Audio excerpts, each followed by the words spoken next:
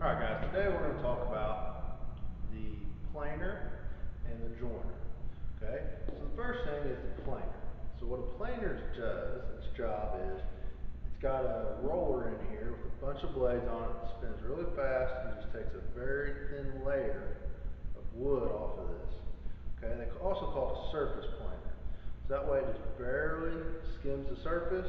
You can do that repeatedly until you get down to a smooth surface in the case of a board like this, or if you need to change the thickness. You know, most standard lumber you buy might come in 3/4 of an inch. Maybe you need something that's a 1/2 inch. You can use the planer to plane it down, get the surface down to get it to a smaller thickness. Okay, so a couple of safety measures on the planer. The first thing you should always do is have your dust collector hooked up. We don't have a dust collector hooked up right now. We have a portable one. So you put the hose in here, turn it on, and it'll pull all the shavings. Because as it goes across there, it creates a lot of shavings. You need to keep those pulled away so they're not on the floor. No, so it's not creating more of a mess, or it doesn't clog up in here and cause you issues with your board feeding and keeping everything nice and clean. Okay. The other thing, like I said, in here is this wheel that spins really fast. So you do not ever want to put a hand in here. Okay. There's also rollers that will feed the board. So really, once you get the board started, the machine as it's running should pull the material through, and it'll come out to the other end, and you can pick it up off this side.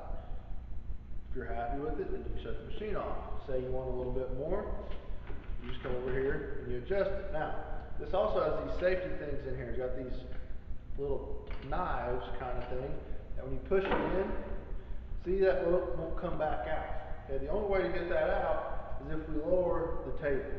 Okay, so this knob right here, that'll adjust the height of the planer table. Okay, so we lower it down away from those knives. I can take this out. Okay, so this is also got inches over here or centimeters. So you set your starting height, run it through, and then you can just very slowly, about 1/2 of a turn at a time, you'll raise that planer up as you run a board through. Okay? So the big takeaway, safety-wise, on a planer, is you keep your hands out of here, keep your hands out of here, keep your hands out of the backside, okay? And we keep it away from the big spinning blades that are inside this planer. Alright, now we're going to talk about the joiner, okay? So the joiner is kind of similar to the planer in that it also has a spinning, a round spinning thing that has a bunch of blades that cuts wood off. The difference in kind of their job, which you can surface plane on a joiner if the stuff's narrow. If you notice, our planer, it was about 15 inches wide, so it can take a pretty wide board, whereas our joiner is only about 6 inches wide. So something, you know, about this width is just almost too wide for our joiner if you put it flat side down. Now, the beauty of a joiner is, when we run that planer, we run this, say we take this and we run it through the planer till it's smooth on both sides, it'll create essentially 2 parallel slides here.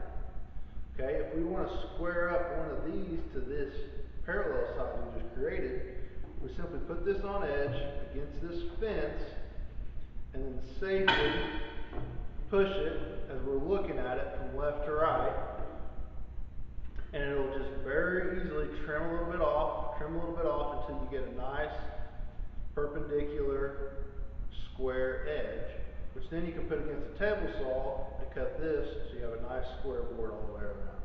Okay, so kind of how the joiner works is these 2 tables are parallel, but they're not flush. Okay, so one's like a 1/16 of an inch lower. So when you start down here and you feed into the wheel, the head of the joiner, that's what chews up just a little bit of wood, and then as you get through, it sits up a little higher, holds it up, and helps keeps it all nice and neat and clean through there. Okay. Again, this, like the planer, it's got a dust collector port down here. You want to make sure you hook the dust collector up, pull all that shavings and stuff out away from the head. This is potentially a little more dangerous than the planer in that, and I'll bring the video over here to show you, in that the head, with just moving one piece, the head is exposed. You can actually see the head. If you're not careful, if you're pushing and fall, you can fall into this. You got your hand down too low, or you're cutting a real small board, it's really important to use handles, if possible, to push.